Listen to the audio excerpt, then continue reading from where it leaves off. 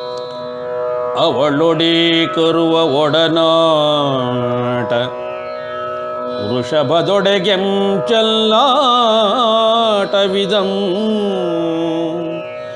ಅವಳೊಡೆ ಕರುವ ಒಡನಾಟ ವೃಷಭದೊಡೆಗೆಂ ಚೆಲ್ಲಾಟವಿದಂ. ನೋಡೆನಿಸಿತೆಂದೆನಗಂದೆ ಜೀವಕ್ಕಿದೋ ಸಹಜವೇ. ಮಾತೃವಿನ ಸಂಗತಿಂ ಕಾಣದ ಮಾತೃವಿನ ಸಂಗತಿಂ ಕಾಣದ ಪಿತೃವ ಪ್ರೀತಿಯ ನನುಬಂಧವ ನಾನರಿದೆನಂದು. ಮಾತೃವಿನ ಸಂಗತಿಂ ಕಾಣದ ಪಿತೃವ ಪ್ರೀತಿಯ ನನುಬಂಧವ ನಾನರಿದನಂದು. ಗೋಗಳೆಂ ತೋರ್ವ ಸಂಬಂಧದೊಳೆಂ ಆ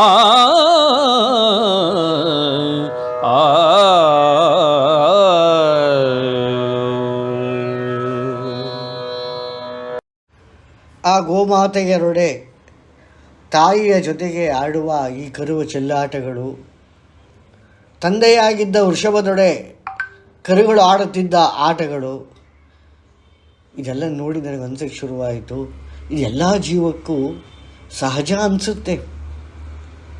ನಾನೇನೋ ತಾಯಿಯ ಪ್ರೀತಿಯನ್ನು ನೋಡಿದ್ದೆ, ತಾಯಿ ಜೊತೆ ಆಟ ಆಡಿದ್ದೆ, ಅವಳ ಮಡಿಲಲ್ಲಿ ಮಲಗಿದ್ದೆ, ಅವಳ ಕೈ ತುತ್ತು ತಿಂದಿದ್ದೆ, ಅವಳನ್ನ ಶಿಕ್ಷೆಗೆ ಒಳಗಾಗಿದ್ದೆ, ಶಿಕ್ಷಣಕ್ಕೆ ಒಳಪಟ್ಟಿದ್ದೆ, ಅದೆಲ್ಲ ಗೊತ್ತಿತ್ತು. ಆದರೆ ತಂದೆಯ ಪ್ರೀತಿ ಏನು ನನಗೆ ಗೊತ್ತೇ ಇಲ್ಲ. ಬಹುಶಃ ಇವುಗಳು ಏನು ತೋರಿಸ್ತಾ ಇವೆ, ಇದೇ ರೀತಿ ಸಂಬಂಧ ಎಲ್ಲ ಜೀವಿಗಳಲ್ಲೂ ಇರ್ತದೆ. ನನ್ನಲ್ಲೂ ಹೀಗೆ ತಂದೆ ಇದ್ದಿದ್ದರೆ ಈ ರೀತಿ ನಾನು ಇರ್ತಿದ್ದೇನೋ, ಪ್ರೀತಿಯ ಅನುಬಂಧ ಅಂದರೆ ಏನು ಅಂತ ನನಗೆ ಅರ್ಥವಾಗಕ್ಕೆ ಆರಂಭವಾಗಿತ್ತು. ಅನುಭವದೊಳ್ಳರಿಯುವಿಕೆ ಭವಿಪೆ ಭಾವದೊಳ್ ರಸವಿದೋ ಕರ್ಮದಿಂ. ಅನುಭವದೊಳ್ ಅರಿಯುವಿಕೆ ಭವಿಪೆ ಭಾವದೊಳ್ ರಸವಿದೋ ಕರ್ಮದಿಂ. ಬಂದಿಹುದೋ ವಾಸನಹಿತದೊಳ್ ಜನ್ಮ ಪ್ರಾರಬ್ಧದೊಳೆ.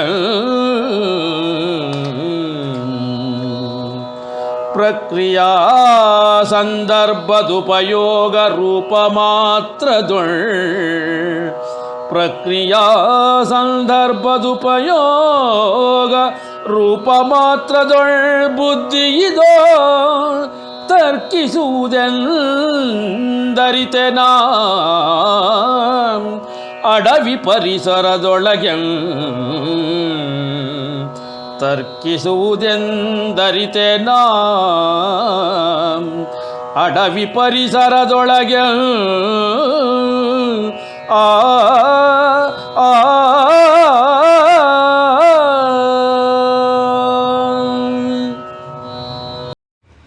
ಅರಿವು ಎನ್ನುವುದು ಅನುಭವದಿಂದ ಬರ್ತದೆ. ನಮ್ಮಲ್ಲಿ ಭವಿಷ್ಯದಲ್ಲ, ಭಾವ ಅದು ಕರ್ಮದಿಂದ ಬರ್ತದೆ.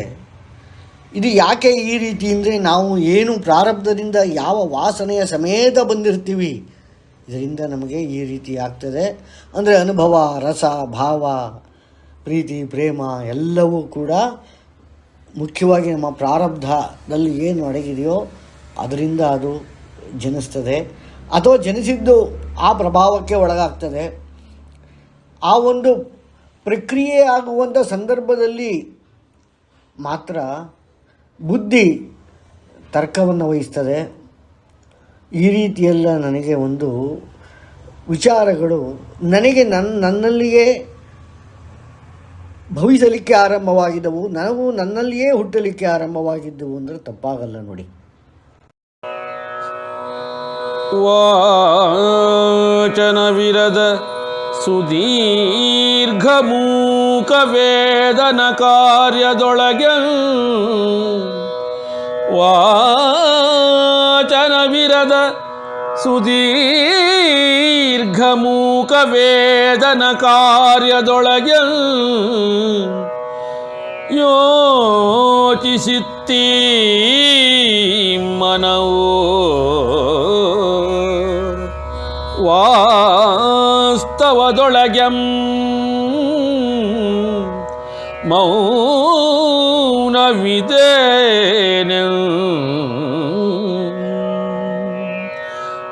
ತರ್ಕವಂ ಮೀರೆ ಬುದ್ಧಿಯೊಳೆಂ ತೋರೆ ತರ್ಕವಂ ಮೀರೆ ಬುದ್ಧಿಯೊಳೆಂ ತೋರೆ ತೋರೆ ಮಂಥನದೆ ನಿಧಿಧ್ಯಾಸನಂತರದೊಳರಿತೆನೋ ಧ್ಯಾನವೀಂ ಮೌನದೊಳಸ್ತರವೆಂ ಆ ಆ ಆ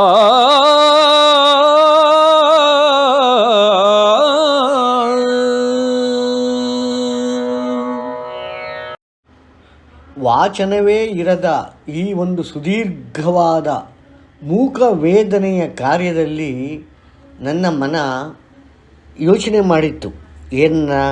ಮೌನ ಅಂದರೆ ಏನು? ಬಹಳ ದೊಡ್ಡ ಪ್ರಶ್ನೆ ಇದು. ಮೌನ ಆಚರಿಸಬೇಕು ಎಲ್ಲ ಹೇಳ್ತೀವಿ. ಬಾಯಿ ಸುಮ್ಮನಿದ್ರೂ ಮನಸ್ಸು ಸುಮ್ಮನಿರೋದಿಲ್ಲ, ಬುದ್ಧಿ ಸುಮ್ಮನಿರೋದಿಲ್ಲ. ಹಾಗಾಗಿ ಮೌನ ಅಂದರೆ ಏನು? ಇದು ಜಾಬಾಲಿಗೆ ಯಾಕೆ ಅನುಕೂಲ ಆಗಿತ್ತು ಅಂದರೆ ಅಲ್ಲಿ ಮಾತನಾಡಲಿಕ್ಕೆ ಯಾರೂ ಇಲ್ಲವಲ್ಲ, ಗೋವುಗಳು. ಬಾಯಿ ಬಿಟ್ಟು ಮಾತನಾಡಲಿಕ್ಕೆ ಸಂದರ್ಭವೇ ಒದಗಿ ಬರಲಿಲ್ಲ. ಹಾಗಾಗಿ ನಿಧಾನವಾಗಿ ಮೌನ ಅಂದ್ರೇನು ಅನ್ನೋದನ್ನು ಯೋಚನೆ ಮಾಡಲಿಕ್ಕೆ ಜಾಬಾಲಿ ಆರಂಭ ಮಾಡಿದರು.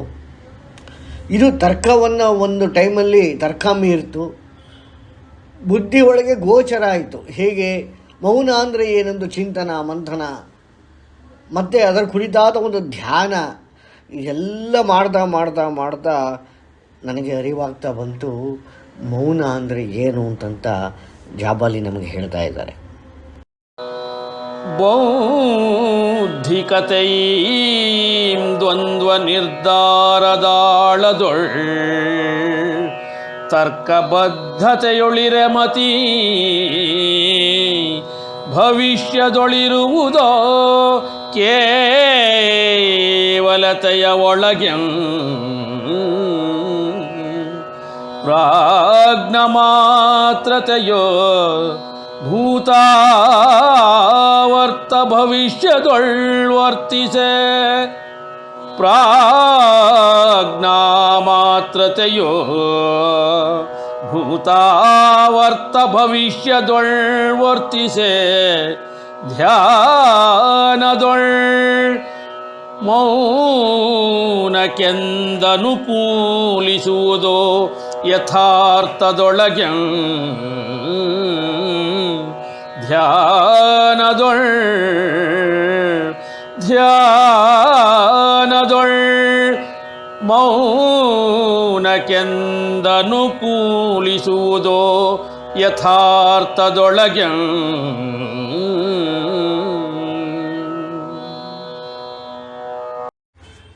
ಯಾವಾಗ ದ್ವಂದ್ವ ಏರ್ಪಡುತ್ತೆ ಆಗ ಬುದ್ಧಿ ತರ್ಕದ ಬದ್ಧತೆಗೆ ಒಳಪಟ್ಟು ನಿರ್ಧಾರ ಮಾಡ್ತದೆ. ಇದು ಬುದ್ಧಿ ಈ ರೀತಿ ಕೆಲಸ ಮಾಡಿದ್ರೆ ಮತಿ ಅಂದರೆ ಮತ ಅಂದರೆ ಒಪಿನಿಯನ್ ಅನ್ನೋದು ಮಾತ್ರ ಯಾವಾಗಲೂ ಭವಿಷ್ಯನೇ ಚಿಂತೆ ಮಾಡುತ್ತೆ. ಆ ಮತಿಗೆ ಕೇವಲ ಭವಿಷ್ಯದ ಚಿಂತೆ ಮಾತ್ರ ಇರುತ್ತದೆ. ಆದರೆ ಪ್ರಜ್ಞೆ ಅನ್ನೋದು ಮಾತ್ರ ಅಂದರೆ ಸಾಕ್ಷಿ ಎನ್ನುವುದು ಮಾತ್ರ ಭೂತಕಾಲ, ವರ್ತಮಾನ ಕಾಲ, ಭವಿಷ್ಯತ್ ಕಾಲ ಈ ಮೂರರಲ್ಲೂ ಕೂಡ ವರ್ತನೆ ಮಾಡುತ್ತೆ. ಆದರೆ ಧ್ಯಾನ ಮಾತ್ರ ಮೌನ ಅಂದರೆ ಏನು ಅರ್ಥ ಮಾಡಿಕೊಳ್ಳಿಕ್ಕೆ, ಮೌನದಲ್ಲಿ ಇರುವುದಕ್ಕೆ, ಮೌನವನ್ನು ಸಂಪೂರ್ಣವಾಗಿ ತೆಕ್ಕೆಗೆ ತೆಗೆದುಕೊಳ್ಳೋದಕ್ಕೆ ಅದರ ಒಂದು ಯಥಾರ್ಥವನ್ನು ಕೂಡ ಮಾಡ್ತದೆ. ಮೊದಲು ಅಂದರೆ ಮೌನ ಅಂದರೆ ಏನು ಅನ್ನೋ ಒಂದು ನಿಜವಾದ ಅರ್ಥವನ್ನು ನಮಗೆ ಕೊಡ್ತದೆ. ಅಂದರೆ ಇಲ್ಲಿ ಜಾಬಾಲಿಗಳು ಹೇಳ್ತಾ ಇದ್ದಾರೆ ಬುದ್ಧಿ ಹೆಂಗೆ ಕೆಲಸ ಮಾಡುತ್ತೆ, ತರ್ಕ ಹೆಂಗೆ ಕೆಲಸ ಮಾಡುತ್ತೆ, ಪ್ರಾಜ್ಞತೆ ಹೇಗೆ ಕೆಲಸ ಮಾಡುತ್ತೆ, ಧ್ಯಾನ ಹೇಗೆ ಕೆಲಸ ಮಾಡುತ್ತೆ ಅನ್ನೋದನ್ನು ನಮಗೆ ಕೂಲಂಕುಷವಾಗಿ ಹೇಳ್ತಾ ಇದ್ದಾರೆ. ಕಾರಣದೆ ಬುದ್ಧಿಯಂ ದಾಟಿದೊಡೆ, ಕಾರಣದೆ ಬುದ್ಧಿಯಂ ದಾಟಿದೊಡೆ, ಮತಿ ತ್ಯಜಿಸೆ ಪ್ರಾಜ್ಞತೆಯಿಂ ಕಾರಣದೆ ಬುದ್ಧಿಯಂ ದಾಟಿದೊಡೆ,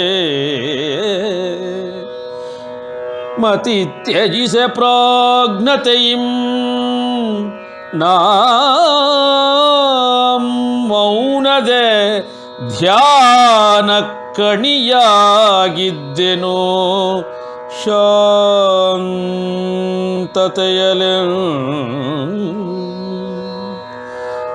ಪ್ರಶ್ನಾರಹಿತದೊಳೆಂ ನಿಶ್ಶಬ್ದಸ್ತವದಿಂ ಕಲ್ಪನೆಯಿದಸ್ತಗಿಸೆ, ಪ್ರಶ್ನಾರಹಿತದೊಳೆಂ ನಿಶ್ಶಬ್ದಸ್ತವದಿಂ ಕಲ್ಪನೆಯಿದಸ್ತಗಿಸೆ, ಬೀಜಸ್ವರವನೆಂ ಹೊಕ್ಕಿದ್ದೆನೋ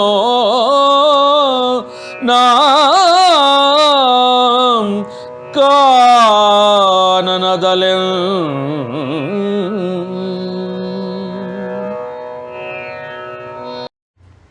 ಹೀಗಾಗಿ ನಾನು ಬುದ್ಧಿಯನ್ನು ದಾಟಿದ್ದೆ, ಜಾಬಾಲಿಗಳ ಮಾತು, ಬುದ್ಧಿಯನ್ನು ದಾಟಿದ್ದೆ, ಭವಿಷ್ಯವನ್ನೇ ಚಿಂತಿಸುವ ಮತಿಯನ್ನು ತ್ಯಜಿಸಿದ್ದೆ, ಸಂಪೂರ್ಣ ಪ್ರಾಜ್ಞತೆಯಿಂದ ಪ್ರಜ್ಞಾವಂತಿಕೆಯಿಂದ ಮೌನಕ್ಕೆ ಜಾರಬೇಕು ಅಂತಂತ ನಾನು ಅದು ಏನು, ಅದರ ಯಥಾರ್ಥ ಏನು ಅಂತ ತಿಳ್ಕೊಳ್ಳೋದಕ್ಕೆ ಅದರ ಧ್ಯಾನಕ್ಕೆ ನಾನು ಅಣಿಯಾಗಿದ್ದೆ.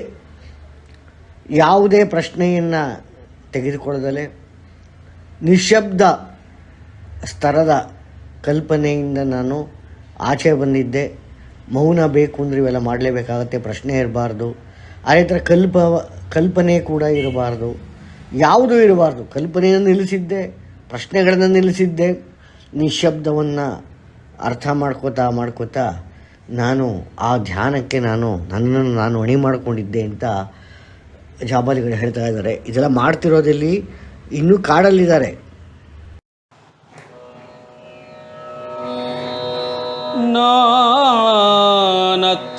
ನಾನತ್ವತತ್ವವೀಂ ಎನ್ನೊಳಿಹ ಕ್ರಮದೆ ಸಕಲಕ್ಕೆಂ ಇಹುದೆಂ, ನಾನತ್ವತತ್ವವೀಂ ಎನ್ನೊಳಿಹ ಕ್ರಮದೆ ಸಕಲಕ್ಕೆಂ ಇಹುದೆಂ, ಕಾಡಿತೋ ದೇಹವು ನಾನರಿದ ಗೋವರ್ತನೆಯೊಳಗೆ, ನಾನತ್ವವಿರದೊಡೆ ವರ್ತನೆಯಿದ ಸಾಧ್ಯವೋ ಪ್ರಜ್ಞೆಯಿದಕ್ಕೆಂ, ಭೂಮಿಕೆಯೆಂದರಿಯಿತು ನಿರತ ಧ್ಯಾನ ಪ್ರವೃತ್ತದೊಳೆ, ಇದಕ್ಕೆ ಭೂಮಿಕೆಯೆಂದರಿಯಿತೋ ನಿರತ ಧ್ಯಾನ ಪ್ರವೃತ್ತದೊಳೆಂ.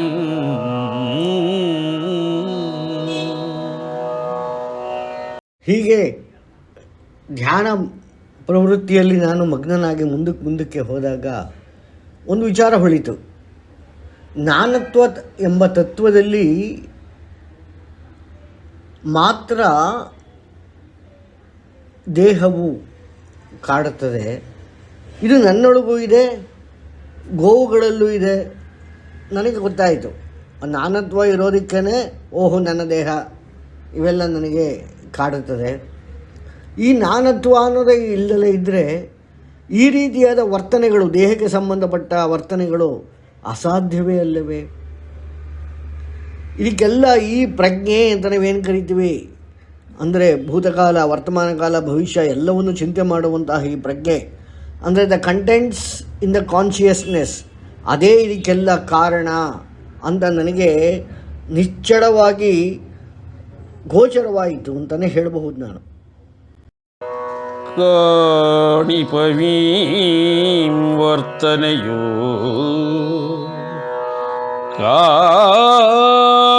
ಕಾಣಿಪವೀಂ ವರ್ತನೆಯೋ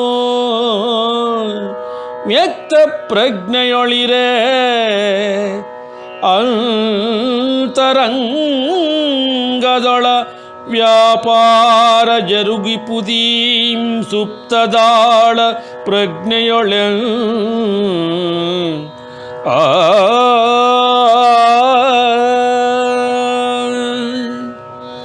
ಸುಪ್ತ ವ್ಯಕ್ತಗಳು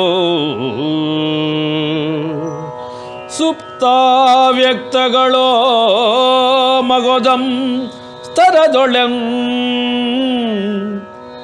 ಪ್ರಜ್ಞೆಯೊಳಾಧಾರಿತ ಮಾತ್ರದಿಂ ಕೃತವಾಗುವುದೆಂದರಿತ ಚಿತ್ತದೊಳೆಂ ಪ್ರಜ್ಞೆಯೊಳಾಧಾರಿತ ಮಾತ್ರದಿ ಕೃತವಾಗುವುದೆಂದರಿತೆ ಚಿತ್ತದೊಳೆಂ ಆ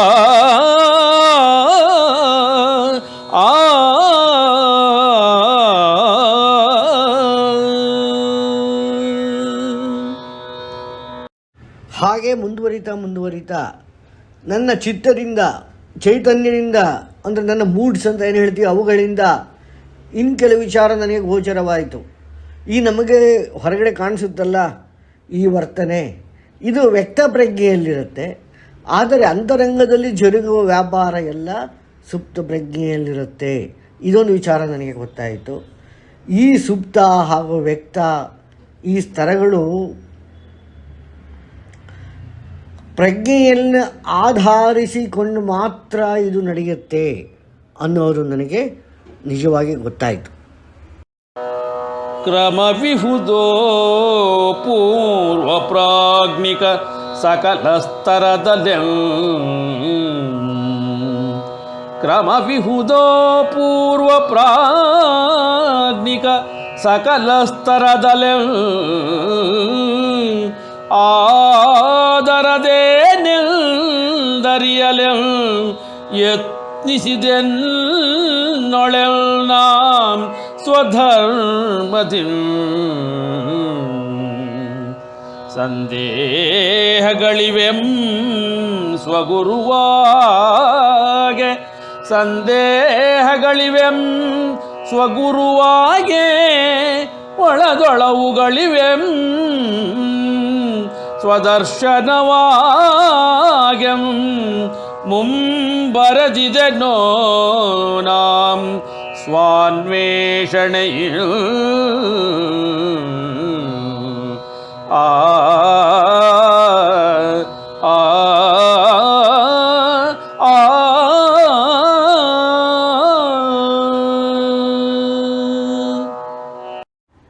ಈ ರೀತಿಯಾಗಿರುವಂತಹ ಕ್ರಮ ಅದು ಪೂರ್ವ ಪ್ರಜ್ಞೆ. ಅಂದರೆ ಈ ಪ್ರಜ್ಞೆಗೆಲ್ಲ ಒಂದು ಹಿಂದಿನ ಪ್ರಜ್ಞೆ ಇದೆ. ಯಾವುದು? ತುರಿಯ. ಅಂದರೆ ನಮ್ಮಲ್ಲಿ ಎಚ್ಚರ, ಸ್ವಪ್ನ, ಸುಷುಪ್ತಿ ಅಂತ ಏನು ಮೂರಿದೆ ಅದಕ್ಕೆಲ್ಲ ಆಧಾರವಾಗಿರುವಂಥದ್ದು ತುರಿಯ ಪ್ರಜ್ಞೆ. ಈ ತುರಿಯ ಪ್ರಜ್ಞೆ ಆಧಾರವಾಗಿರುವುದು ಶುದ್ಧ ಪ್ರಜ್ಞೆ, ಅಂದರೆ ಬ್ರಹ್ಮ ಪ್ರಜ್ಞೆ. ಈ ಥರ ಒಂದಕ್ಕೊಂದು ಆಧಾರವಾಗಿದೆ. ಅಂದರೆ ಅದಕ್ಕೆ ಒಂದು ಹಿನ್ನೆಲೆ ಇದೆ, ಅದಕ್ಕೊಂದು ಆಧಾರ ಇದೆ. ಇದು ಅಧೇಯವಾದರೆ ಅದು ಆಧಾರ. ಈ ರೀತಿ ಇದೆ ಅಂತ ನಾನು ನನ್ನ ಸ್ವಧರ್ಮ, ಅಂದರೆ ನಾನು ಏನು, ಹೂ ಐ ಆ್ಯಮ್ ಅನ್ನೋ ಒಂದು ವಿಚಾರವನ್ನು ಅರಿತುಕೋತಾ ಈ ಎಲ್ಲ ವಿಚಾರ ನನಗೆ ಗೊತ್ತಾಗ್ತಾ ಬಂತು. ಇಲ್ಲಿ ಉಂಟಾಗದಿದ್ದ ಸಂದೇಹಗಳಿಗೆ ನನಗೆ ನಾನೇ ಗುರುವಾಗಿದ್ದೆ. ಅವುಗಳಿಂದ ಹೊಳವುಗಳು ಉಂಟಾಗ್ತಾ ಇತ್ತು. ಇಂಟ್ಯೂಷನ್ ಅಂತೀವಲ್ಲ, ಅದು ಉಂಟಾಗ್ತಾ ಇತ್ತು. ಅವುಗಳಿಂದ ನಾನು ಕಲ್ತ್ಕೋತಾ ಬಂದೆ. ಹೇಗೆ ಅಂದರೆ ಅವುಗಳ ದರ್ಶನವಾಗ್ತಾ ಇತ್ತು. ಈ ರೀತಿ ನಾನು ಸ್ವಂತವಾದ ಅನ್ವೇಷಣೆಯಿಂದ ನಾನು ನನ್ನ ಪ್ರಯಾಣವನ್ನು ಮುಂದುವರಿಸಿದ್ದೆ.